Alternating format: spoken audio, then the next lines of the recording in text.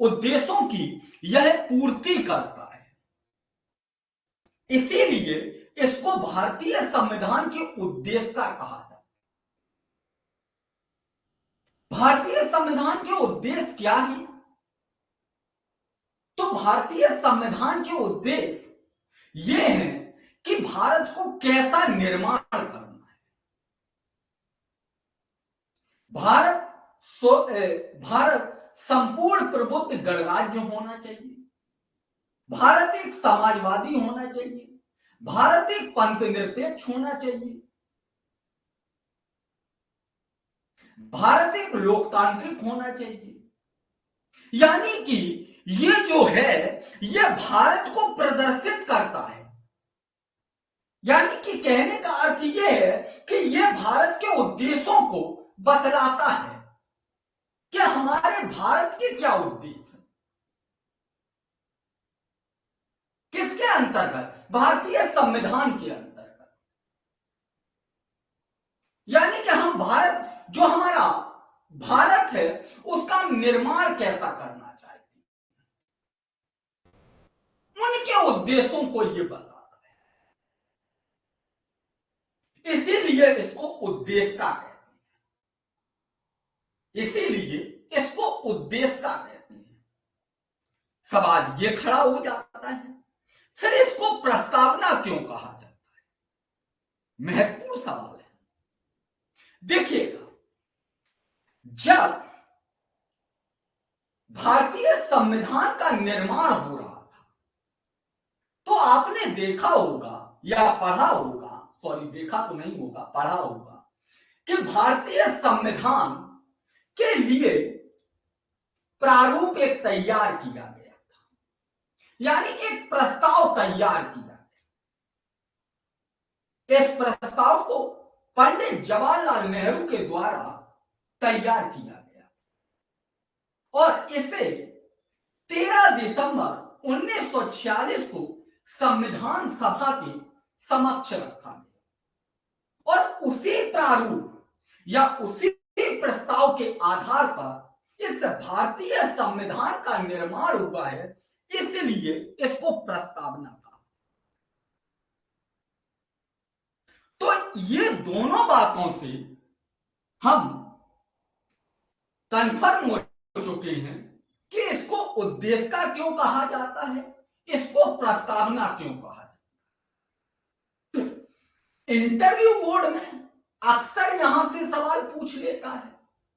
जब हम ये कह देते हैं कि उद्देश्य का मतलब भारतीय संविधान का निर्माण, तो वहां पर आपकी जो तैयारी है या आपका जो सोचने का नजरिया है वो इंटरव्यू बोर्ड समझ जाता है कि आपके अंदर कहीं ना कहीं एनसीईआरटी की अभी समझ नहीं है। तो उद्देश्य का मतलब अलग है और प्रस्तावना का मतलब अलग है। ठीक, जैसे ही शब्द आते हैं वैसे ही इसको परिभाषित करने की जो दृष्टिकोण है वो हमारा बदल जाता है। वो हमारा बदल जाता है। आप कहेंगे, आपके जहन में एक और सवाल खड़ा हो रहा होगा कि देखिएगा, दोनों टॉपिक का नाम तो एक ही है, दोनों टॉपिक का नाम एक ही है, फिर अलग अलग कैसे हो गया? तो यहां पर आपको फिर हम कंफर्म कर देते हैं कि देखिएगा, जो पंडित जवाहरलाल नेहरू के द्वारा प्रस्ताव लाया गया था उसमें भारतीय संविधान के निर्माण के उद्देश्यों की भी पूर्ति की गई थी। यानी कि उद्देश्यों को डाला गया था। ठीक, इसीलिए ये भारतीय संविधान के उद्देश्यों को भी बताता है और भारतीय संविधान के जो निर्माण का जो प्रस्ताव लाया गया था उसको भी परिभाषित करता है। ठीक, इसीलिए इसको उद्देश्य का या प्रस्तावना कहते हैं। बात समझ में आई? ओके, चलते हैं आगे। आज काफी कम संख्या हो गई, क्या कारण?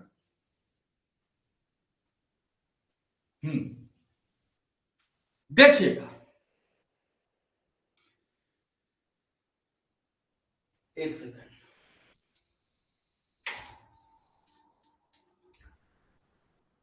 जब इसको हम उद्देश्य का या प्रस्तावना का जब हम अध्ययन करते हैं तो हम इससे संबंधित कई चीजों को और समझने की कोशिश करते हैं। जैसे कि हम ये भी देखते हैं कि भारतीय संविधान का इसे क्या कहा जाता है, सार तत्व भी कहा है। क्या कहा जाता है? तो आप कहेंगे भारतीय संविधान का सार तत्व या परिचय पत्र भी कहा जाता है। अलग अलग संविधान शास्त्रियों ने अलग अलग तरीके से इसको परिभाषित किया। हर एक व्यक्ति ने इसको लेकर, यानी कि जितने कुछ भी जो भी विचारक हुए, उन्होंने क्या किया है, अपने अपने आधार पर इसको क्या दिया है, संकल्पना दी। किसी ने इसको सार तत्व कहा, किसी ने इसको परिचय पत्र कहा, किसी ने इसको संविधान का दर्शन कहा। यानी कि कहने का अर्थ यह है इन सब का कि भारतीय संविधान का ये क्या है, एक कह सकते हैं आईना है। यानी कि हम जब ये भारतीय संविधान के परिप्रेक्ष्य में नहीं है, किसी भी देश का, चाहे अमेरिका हो, चाहे ब्रिटेन हो, चाहे जापान हो, किसी भी देश का अगर हम उस देश की प्रस्तावना का अध्ययन कर लेते हैं तो हम ये समझ जाते हैं कि उस देश में व्यक्ति को क्या अधिकार दिए गए हैं, उस देश का निर्माण किस तरीके से हुआ है और व्यक्तियों के कल्याण की किस प्रकार से बात की, या वहां का मोटा मोटी हम संविधान का अध्ययन करें, वहां का मोटा मोटी संविधान का अध्ययन कर लेते हैं।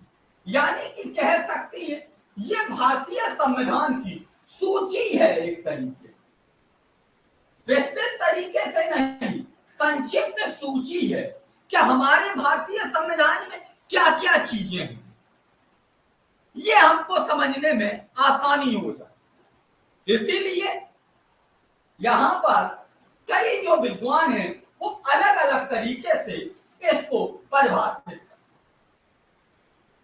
बात समझ में आए? चलते हैं, इसके एक एक शब्द को हमें समझना होगा।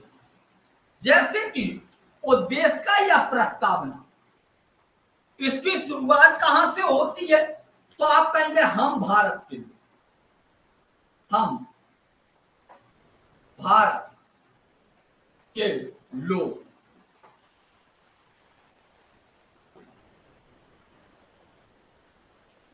कल ही हमने आपको क्लास में जिक्र किया था कि लोकतंत्र जिन देशों में होता है उन देशों में जो संप्रभुता है वो जनता के पास चली। हमने कल आपको बताया था कि लोकतंत्र शासन प्रणाली में जनता ही संप्रभु होती। हमारे भारतीय संविधान का जब निर्माण हो रहा था तो जितने भी संविधान शास्त्री थे उनका सभी का विचार था कि हमें भारत में लोकतंत्र शासन प्रणाली लानी या उसी के तहत शासन का संचालन करना। तो जो शक्ति है वो कहां है? तो आप कहेंगे जनता की। भारत में शासन की शक्ति कहां है? जनता के पास। इसीलिए भारतीय संविधान की जो प्रस्तावना है वो इसी शब्द से शुरू होती है। कहां से? हम भारत के लोग, हम भारत के लोग। अब यहां पर लोकतंत्र हमें समझना होगा कि लोकतंत्र क्या है और लोकतंत्र होता क्या है, तो लोकतंत्र क्या होगा समझने की कोशिश करें। लोकतंत्र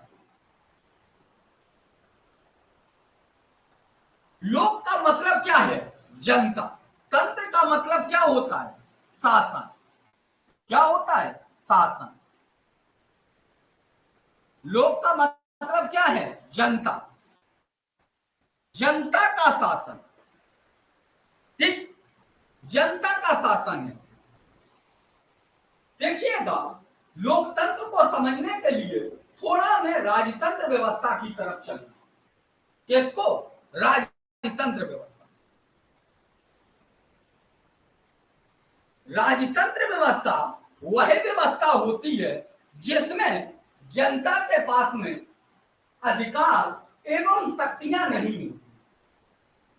वो अधिकार एवं शक्तियां किसके पास में होती हैं? तो आप कहेंगे जनता के पास, वो राजा के पास। लेकिन लोकतंत्र व्यवस्था में जनता के पास में अपना स्वयं का अधिकार एवं शक्तियां होती हैं। एवं शक्तियां होती हैं। लोकतंत्र व्यवस्था में अधिकार एवं शक्तियां दोनों राजा किसके पास में? जनता के पास में होती। राजतंत्र व्यवस्था में राजा के पास में होती है। राजा चाहे तो जनता को अधिकार दे सकता है, राजा नहीं चाहे तो नहीं दे।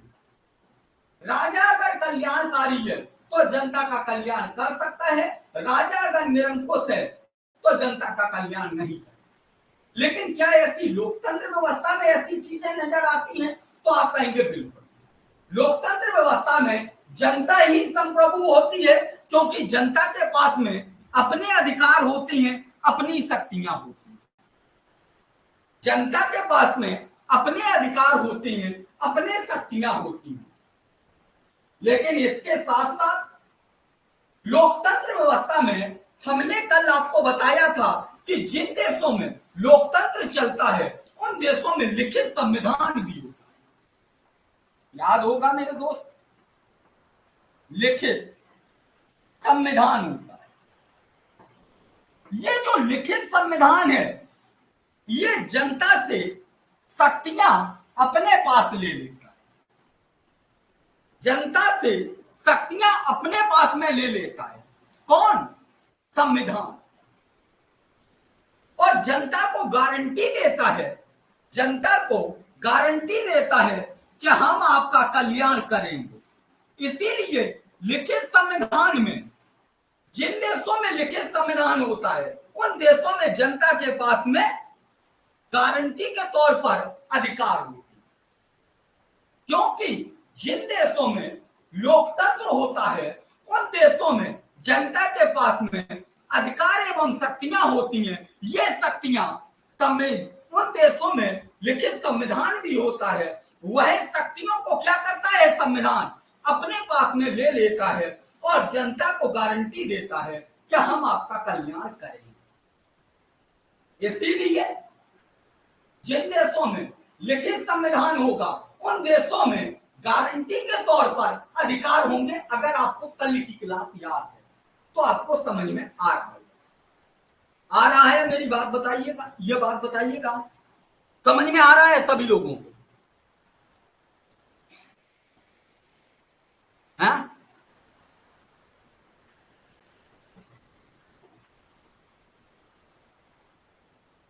यहां तक बात समझ में आई?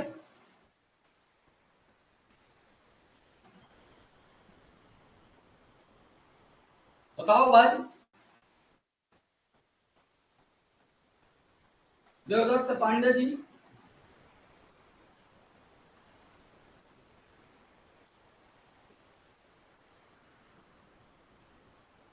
सभी को?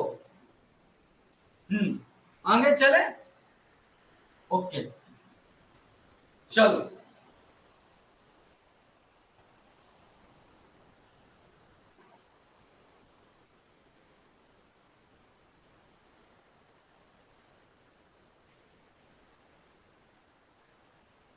तो अभी मैं आपको क्या अध्ययन करा रहा हूं? उद्देश्य का यह प्रस्ताव।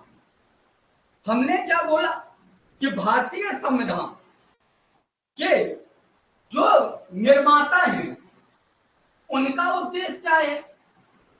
कि भारत का जो निर्माण किया जाए, यानी कि जो भारत का निर्माण किया जाए या भारत की जो सत्ता हो वो किसके हाथ में सौंपी जाए, तो भारत की जनता के हाथ में सौंपी जाए। यानी कि लोकतंत्र व्यवस्था अपनाई जाएगी और लोकतंत्र व्यवस्था के तहत में जो शासन का संचालन है वो जनता के हाथ में जाएगा। यानी कि जनता के पास में अधिकार एवं शक्तियां आएंगी, आपको ये बात पता रहेगा, अधिकार एवं शक्तियां आएंगी। और जिन देशों में अभी हमने बताया कि लोकतंत्र शासन प्रणाली होगी, उन देशों में लिखित संविधान होगा, लिखित संविधान होगा, ठीक। और लिखित संविधान के तहत में शक्तियां संविधान के पास में व्यक्ति को गारंटी के रूप में अधिकार मिल जाएंगे, ठीक। तो शक्ति का जो स्रोत है वो कौन है, आप कहेंगे जनता। किसके तहत में, लोकतंत्र शासन प्रणाली के तहत। इसीलिए हमारे भारतीय संविधान की जो शुरुआत होती है वो हम भारत के लोग से होती है। तभी हम कहते हैं कि भारत की शक्ति का स्रोत कौन है, जनता है। या भारत की संप्रभुता कहां है, तो आप कहेंगे जनता के हाथ में। लेकिन वास्तविक संप्रभुता कहां है, तो आप कहेंगे संविधान के पास, ठीक, संविधान के पास। क्योंकि शक्ति जिधर है उधर ही सब कुछ है। शक्ति कहां है, संविधान के पास। तो वास्तविक संप्रभुता कहां है, संविधान के। चलिए, हम भारत के लोग इस बात को आप लोग समझ चुके हैं।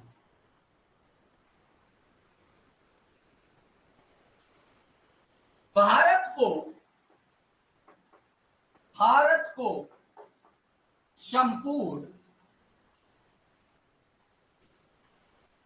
संपूर्ण प्रबुद्ध, संपन्न गणराज्य बनाएंगे।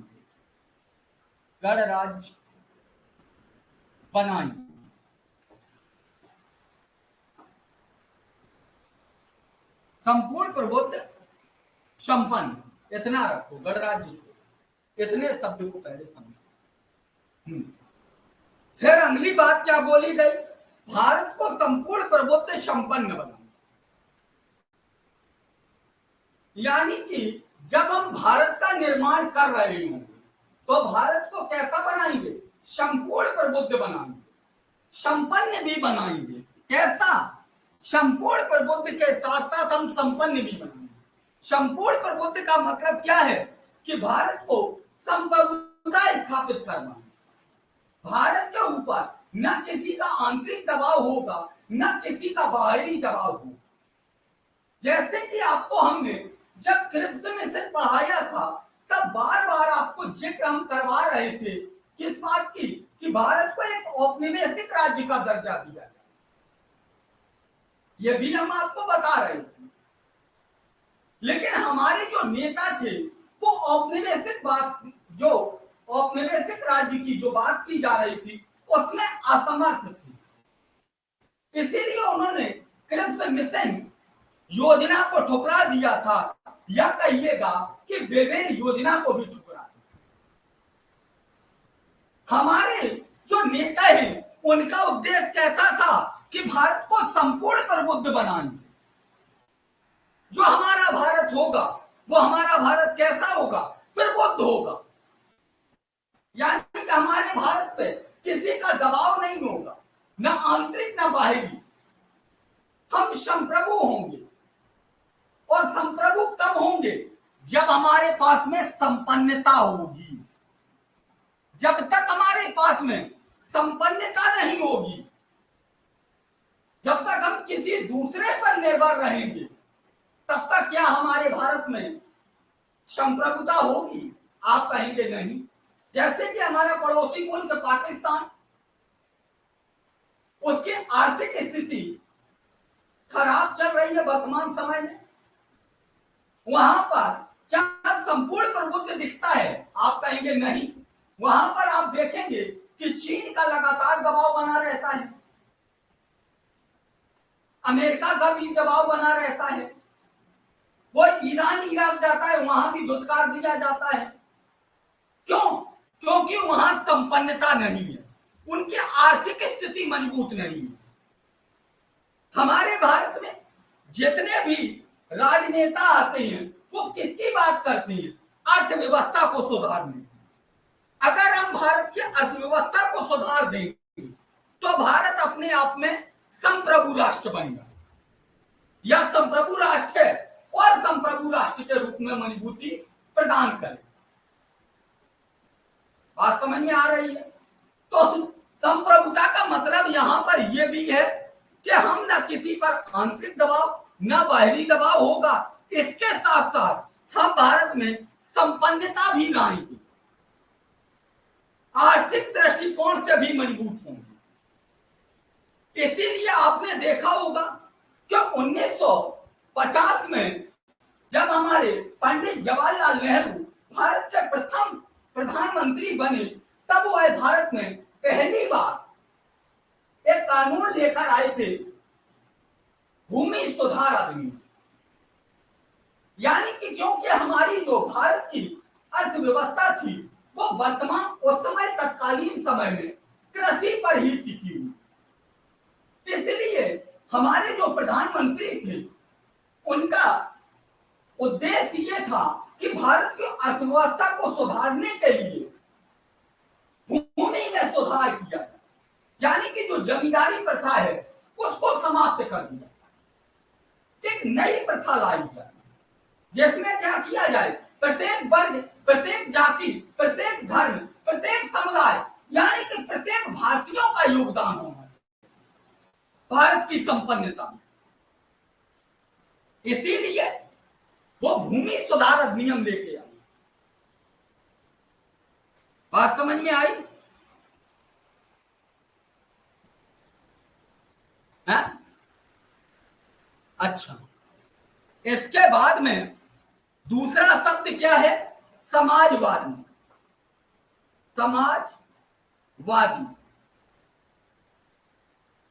समाजवादी कहने का अर्थ क्या है?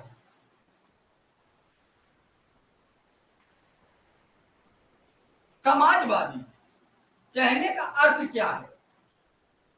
यह वैसे तो भारतीय संविधान के उद्देश्य का या प्रस्तावना में 42वें संविधान संशोधन के द्वारा जोड़ा, लेकिन पहले भी भारतीय संविधान के ये नेचर में पहले से है, आप इसको नकार नहीं सकते।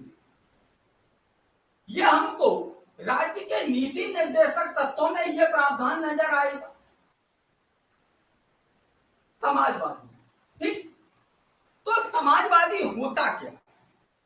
समाजवादी का मतलब यह है कि भारत की जितने भी आर्थिक संसाधन हैं उस पर सभी लोगों का बराबरी का अधिकार होना, किसी का किसी भी प्रकार से क्या नहीं होना चाहिए, वो नहीं किसी का ऐसा नहीं होना चाहिए कि अधिकार केवल वो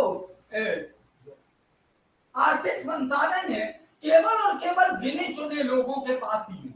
नहीं, सभी के पास में बराबर के होने चाहिए, यानी कि सभी को अधिकार होना चाहिए। अगर आप कोई कंपनी खड़ा करना चाहती हैं और आपको अगर लोहा की जरूरत है तो आपको मिल जाएगा। ऐसा नहीं है कि सिर्फ और सिर्फ टाटा ही को मिलेगा, ऐसा नहीं है कि सिर्फ और सिर्फ अडानी को मिलेगा, ऐसा नहीं है कि सिर्फ और सिर्फ अंबानी को मिलेगा। अगर आप भी करना चाहते हैं तो आप भी बड़े आसानी से कर सकते। यही है समाजवाद, यानी कि समाज के सभी वर्गों के लिए भारतीय संविधान क्या देता है? समाज के सभी वर्गों के लिए आर्थिक संसाधनों का संरक्षण भी, यानी कि सभी वर्ग क्या कर सकता है? आर्थिक संसाधनों का प्रयोग कर सकता है, किसी प्रकार का कोई भेदभाव नहीं है। इसके बाद हम क्या बनाएंगे? पंथ निरपेक्ष। निरपेक्ष, पंथ निरपेक्ष को अभी हम केवल थोड़ा डिफाइन किए दे रहे हैं, बाकी हम जब अनुच्छेद 25 पढ़ेंगे तो और अच्छे से समझेंगे। 25 से 28 पंथ निरपेक्ष का मतलब यह है कि भारत में जो पंथ निरपेक्षता है या धर्म निरपेक्षता है वो ऐसी नहीं है कि भारत में कोई धर्म नहीं चले। भारत में सकारात्मक धर्म निरपेक्षता या पंथ निरपेक्षता है। सकारात्मक धर्म निरपेक्षता या पंथ निरपेक्षता कहने का अर्थ यह है कि भारत में सभी धर्म चलेंगे, भारत में किसी धर्म का विरोधाभास नहीं होगा, लेकिन जो भारत की शक्ति है या सत्ता है या सरकार है वो सभी धर्मों को बराबर का संरक्षण देगी। वो किसी धर्म को नदारद नहीं करेगी या किसी धर्म को अपने साथ में खड़ा नहीं करेगी। उसके लिए सभी धर्म बराबर हैं, चाहे मुस्लिम हो, चाहे सामान्य हो, चाहे हिंदू धर्म हो, चाहे मुस्लिम धर्म हो, चाहे ईसाई धर्म हो, चाहे सिख धर्म हो। ये सभी धर्म या जितने पंथ हैं भारत में सभी बराबर हैं। किसके दृष्टिकोण से? आप कहेंगे राज्य के दृष्टिकोण। राज्य का मतलब यहां सरकार से, सरकार के दृष्टिकोण से सभी धर्म बराबर हैं, किसी के साथ में किसी भी प्रकार का कोई भेदभाव नहीं करे। अगर हिंदू धर्म को कुंभ के लिए सब्सिडी प्रदान की जा सकती है या स्पेशल ट्रेनें चलाई जा सकती हैं या प्रशासन को लगाया जा सकता है, तो जब मुस्लिम धर्म का ताजिया होगा तब भी प्रशासन को लगाया जा सकता है। यहां पर भेदभाव जैसी स्थिति नहीं होगी। या फिर हज यात्रा हो तो उसमें भी आपको सब्सिडी देनी होगी। ठीक, किसी के साथ में कोई भेदभाव नहीं। यही है भारत का पंथ निरपेक्ष। आप कहेंगे कि भारत में सकारात्मक पंथ निरपेक्ष की अवधारणा। ठीक, इसके बाद में लोकतंत्र क्या है? लोकतंत्र अभी हमने आपको बताया कि लोकतंत्र क्या है। फिर इसके बाद में गणराज्य या गणतंत्र। गणराज्य, गणराज्य कहने का अर्थ क्या है? गणराज्य या गणतंत्र कहने का अर्थ क्या है? यहां पर यह बात है, ये गणतंत्र कहने का अर्थ यह है कि भारत में जितने भी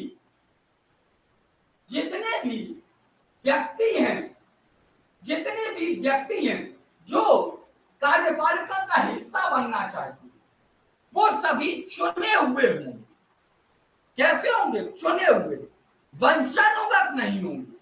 चाहे भारत का राष्ट्रपति हो चाहे कोई भी हो, सभी कैसे होंगे? चुने हुए होंगे। वंशानुगत कोई नहीं हो सकता। जैसे कि आप देखेंगे कि भाई कार्यपालिका को अगर हम देखें तो कार्यपालिका दो प्रकार की होती है। कार्यपालिका दो प्रकार की होती है। हेलो, नमस्ते, आप क्लास कर दीजिएगा। चलिए नहीं रहे, चलो। कार्यपालिका दो प्रकार की होती है, एक स्थायी कार्यपालिका, एक अस्थायी कार्यपालिका। स्थायी कार्यपालिका का कहने का मतलब क्या होता है? जो स्थायी कार्यपालिका यानी कि जो आईएएस ऑफिसर होती है, जितने भी लोग होते हैं वो स्थायी कार्यपालिका। उसमें भी आप देखेंगे कि चयन की जो प्रक्रिया है उसके लिए क्या है, तो आप कहेंगे परीक्षा दे के आइएगा तभी आपको चयनित किया। यानी कि स्थायी कार्यपालिका के अंतर्गत भी आपकी जो चयन की प्रक्रिया है वो कैसी है? आप कहेंगे परीक्षा के तहत। ऐसा नहीं है कि आपके पिताजी आईएएस थे तो आप भी आईएएस हो जाएंगे, बिल्कुल। ठीक, हाँ। दूसरी अस्थायी कार्यपालिका। अस्थायी कार्यपालिका में कौन है? तो आप कहेंगे जितने भी मंत्री परिषद हैं, जितने भी राजनेता हैं वो अस्थायी कार्यपालिका का हिस्सा होती है। उनके लिए भी चयन की प्रक्रिया होती है, यानी कि उनके लिए क्या है? चुनाव। आप चुनाव जीत के आइएगा, तब आपको क्या किया जाएगा, प्रशासन का यानी कि अस्थायी कार्यपालिका का हिस्सा बनाया जाएगा। तो ये है गणतंत्र या गणराज्य। ठीक, जो हमारा भारत है उसमें क्या है, गणतंत्र का मतलब कि कोई भी व्यक्ति यहां पर वंशानुगत नहीं होगा। यहां पर प्रत्येक व्यक्ति कैसा होगा, चयन के माध्यम से ही क्या कर सकता है, हिस्सा बन सकता है किसका, कार्यपालिका।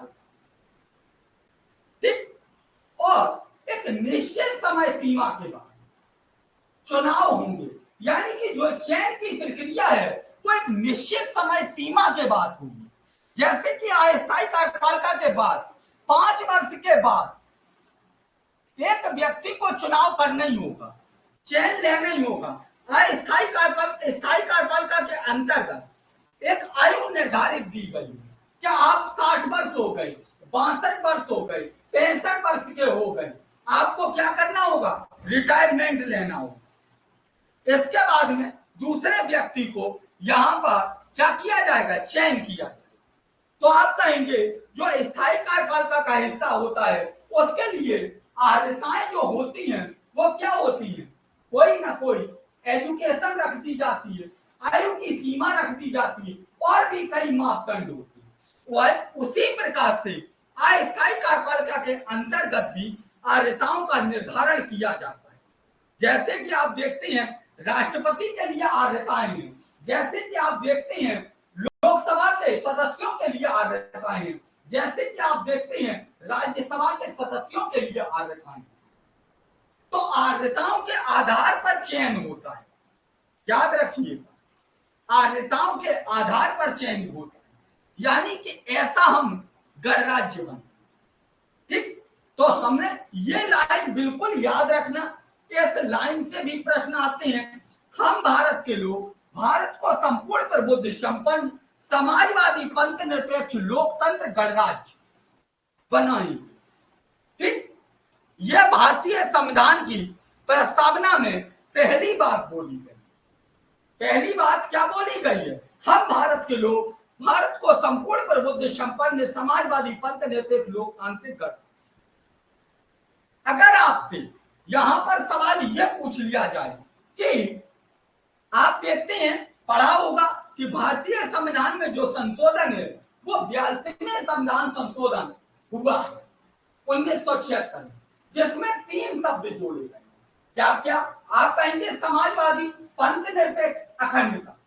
इसी लाइन को ये थोड़ा समझने की कोशिश करेंगे। सवाल आयोग घुमा देता है, क्या पूछ लेते हैं कि 1940 के 1975 में भारतीय संविधान की प्रस्तावना क्या थी, और यही लाइन रख के पूछ ले, दोनों शब्द हटा दीजिएगा क्योंकि 1976 में इनको ऐड किया। तो आप कहेंगे हम भारत के लोग भारत को संपूर्ण प्रबुद्ध संपन्न लोकतांत्रिक गणराज्य बनाएंगे। ये लाइन लगा के आप बता देंगे। इसके बाद में अगर आपसे प्रश्न यह पूछ लिया जाए कि भाई 1976 के बाद में आपसे पूछ लिया जाए तो 1978 में भारतीय संविधान की प्रस्तावना कैसी थी, तो आप बताएंगे हम भारत के लोग भारत को संपूर्ण प्रभुत्व संपन्न समाजवादी पंथ निरपेक्ष लोकतांत्रिक गणराज्य बना, क्योंकि 82वें संविधान संशोधन के तहत ये 2 शब्द जोड़े गए, ये 2 शब्द जोड़े गए।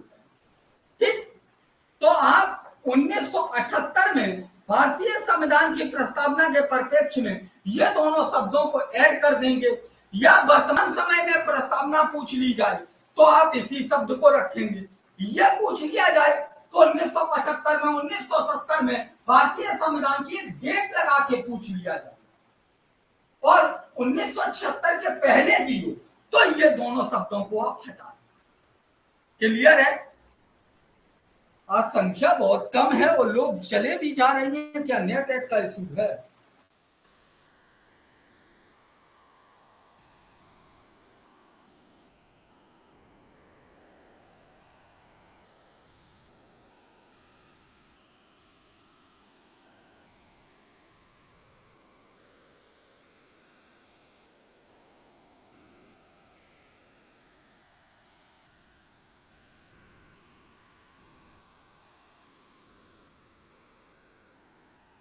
हाँ?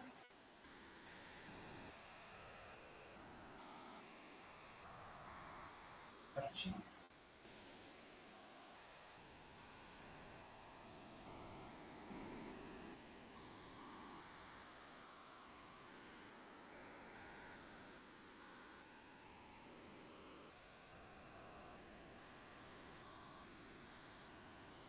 हम्म।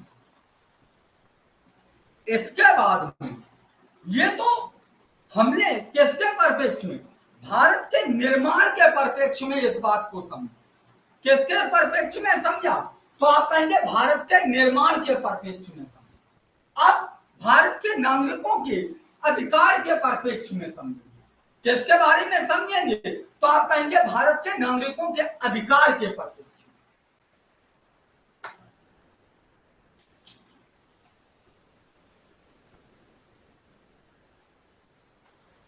प्री की क्लास तो कर नहीं रहे, मेंस की क्लास वहां पूछ रहे। अरे भाई पहले प्री की तो कर लो। जो चल रही है वो नहीं कर रहे हैं, आगे की पूछिए। अब आगे की हम क्या बता दें अभी।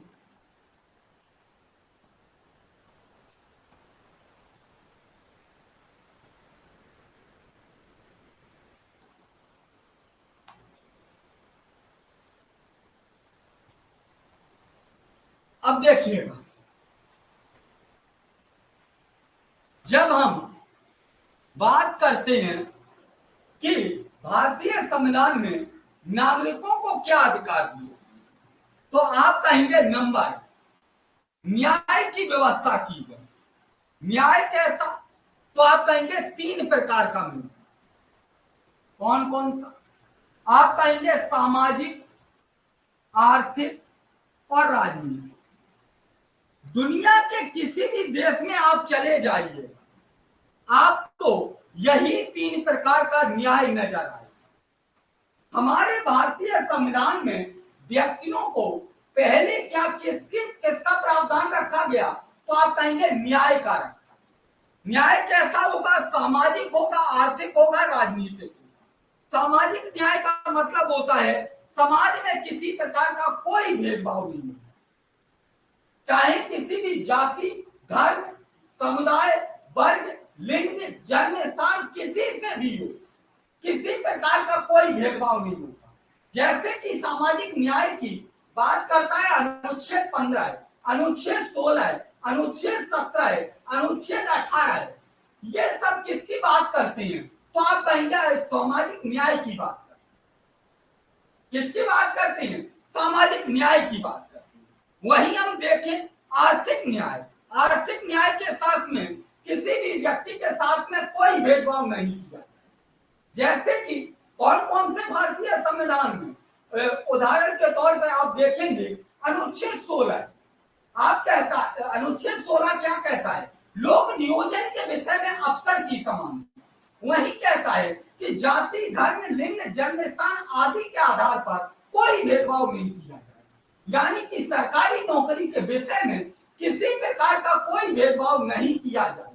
यही आर्थिक न्याय की बात की जाए। इसके साथ साथ आप देखेंगे अनुच्छेद 24, 23 ये सब किसकी बात करती हैं? तो आर्थिक न्याय की बात करती हैं। इसके बाद में आप कई प्रावधान देखेंगे राज्य के नीति निर्देशक तत्वों में भी आपको आर्थिक न्याय के अंतर्गत देखने को मिलेंगे। जैसे कि अनुच्छेद 39 सभी व्यक्तियों के लिए, यानी कि वो समान कार्य के लिए समान वेतन की बात करता है। अनुच्छेद 39 उसमें भी आर्थिक न्याय की बात की गई। आप देखेंगे उसी के तहत में भारत सरकार ने वर्तमान समय में कई प्रकार की योजनाएं चलाई हैं। जैसे कि मनरेगा, ठीक, जैसे कि मनरेगा और भी जितनी योजनाएं आती हैं वो सब इसी के तहत में आती हैं, रोजगार को लेकर। आप देखेंगे कोरोना काल में कई प्रकार की भारत के वर्तमान प्रधानमंत्री है, उन्होंने भी कई प्रकार की योजनाएं चलाई हैं। जैसे कि आत्मनिर्भर बनने के लिए स्वावलंबी योजना और भी कई प्रकार की योजनाएं आपको नजर आएंगी। तो वो सब किसके अंतर्गत है? आप कहेंगे आर्थिक न्याय के। अब इसी प्रकार की अगर हम बात करें राजनीतिक न्याय, राजनीतिक न्याय का मतलब क्या होता है कि प्रत्येक व्यक्ति को राजनीति में केवल और केवल राजनीति में खड़े होने का, चुनाव लड़ने का अधिकार नहीं, वोट डालने का भी अधिकार है, अपनी बात रखने का भी अधिकार। यानी कि भारत में प्रत्येक व्यक्ति को सार्वभौमिक मताधिकार दिया गया है। यानी कि सार्वभौमिक मताधिकार का मतलब है प्रत्येक व्यक्ति को वोट डालने का अधिकार, प्रत्येक व्यक्ति को किसी भी चुनाव में खड़े होने का अधिकार, बशर्ते वह उन आर्यताओं की पूर्ति कर रहा हो। जैसे कि राष्ट्रपति का चुनाव कोई व्यक्ति लड़ना चाहता है तो लड़ सकता है, उसके लिए जो आर्यताएं दी गई हैं, वह भारत का नागरिक होना चाहिए, उसने 35 वर्ष की आयु पूरी कर ली हो, वह पागल एवं दिवालिया ना हो, वह उसके पास में लोकसभा से 50 प्रस्तावक एवं 50 अनुमोदक होने चाहिए। ठीक, इसके बाद में वह लोकसभा में चुने जाने के, संसद का सदस्य चुने जाने की योग्यता रखता हो। ये सारी जो योग्यताएं हैं, अर्हताएं हैं, उनकी अगर पूर्ति करता है तो कोई भी व्यक्ति राष्ट्रपति का चुनाव लड़ सकता है, कोई भी व्यक्ति लोकसभा का चुनाव लड़ सकता है, कोई भी व्यक्ति ग्राम प्रधान का चुनाव लड़ सकता है। ये भी आपको क्या दिया गया? न्याय की व्यवस्था दी। यही 3 प्रकार का आपको न्याय नजर आता। इसके बाद में भारतीय संविधान के अंतर्गत नागरिकों को और क्या व्यवस्था दी गई? तो आप कहेंगे कि भारतीय नागरिकों को समानता दी गई। समानता कैसी? अवसर एवं प्रतिष्ठा, प्रतिष्ठा की समानता, अवसर एवं प्रतिष्ठा। अवसर का मतलब क्या है? मौका। अभी जो हमने आपको बताया, जो अभी राजनीति के रूप में हम डिफाइन कर रहे हैं, आपके पास में अगर मौका है तो आपको समानता रहेगी, किसी प्रकार का कोई भेदभाव नहीं। जैसे कि अनुच्छेद 16 क्या कहता है? लोक नियोजन के विषय में अवसर की समानता। यहां पर किसी प्रकार का कोई भेदभाव नहीं होगा। किन आधारों पर? जाति, धर्म, लिंग, जन्म स्थान, मूल वंश, इन जो प्रावधान दिए गए हैं, इन आधारों पर किसी प्रकार का कोई वो नहीं, आपके साथ में भेदभाव नहीं किया है। यानी कि अगर आपके पास में, अगर आपको मौका मिलता है तो आप पूरा आप भुना लीजिए। इस प्रकार का आपको समानता दी है।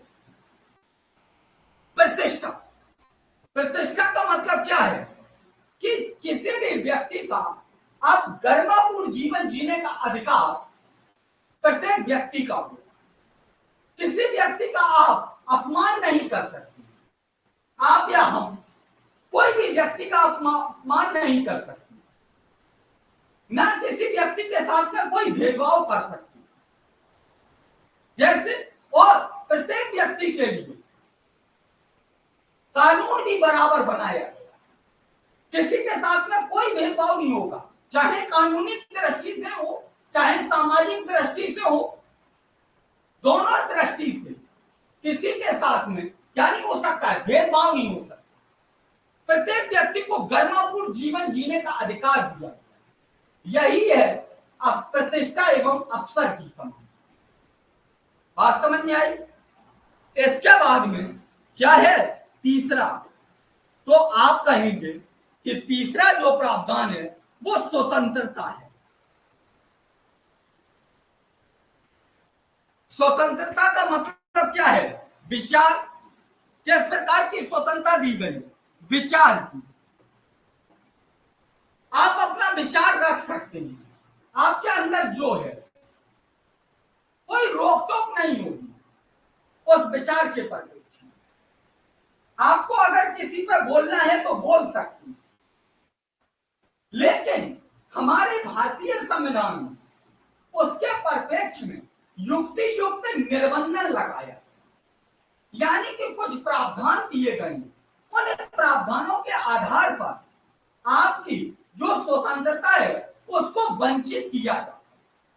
जैसे कि आप देखेंगे कि अनुच्छेद 19 के अंतर्गत आपको विचार एवं अभिव्यक्ति की स्वतंत्रता दी गई है, लेकिन वहीं आप देखेंगे कि अनुच्छेद 19(2) में युक्ति युक्त निर्बंधन लगाए गए, जैसे कि आप देखेंगे लोक व्यवस्था के परिप्रेक्ष्य में लगाई गई है, मानहानि के परिप्रेक्ष्य में लगाई गई है, न्यायालय की अवमानना पर आपको निर्बंधन लगाया गया। ऐसे कुछ आधार दिए गए हैं जिन पर आप अपना विचार तो रखेंगे, विचार तो रख सकती हैं, लेकिन कुछ युक्ति युक्त निर्बंधनों के आधार पर आपके विचारों को क्या कर सकता है, रोक सकता है। अगर भारत की संप्रभुता एवं एकता को क्या होता है, खतरा होता है, तो आपको बोलने से बाधित किया जाए। ठीक, हाँ, यही विचार और यही अभिव्यक्ति के अंतर्गत अभिव्यक्ति। ठीक, इसके बाद में विश्वास। हाँ, यस, विश्वास। विश्वास विश्वास का मतलब यह है कि आप किसी पर भी विश्वास कर सकते हैं,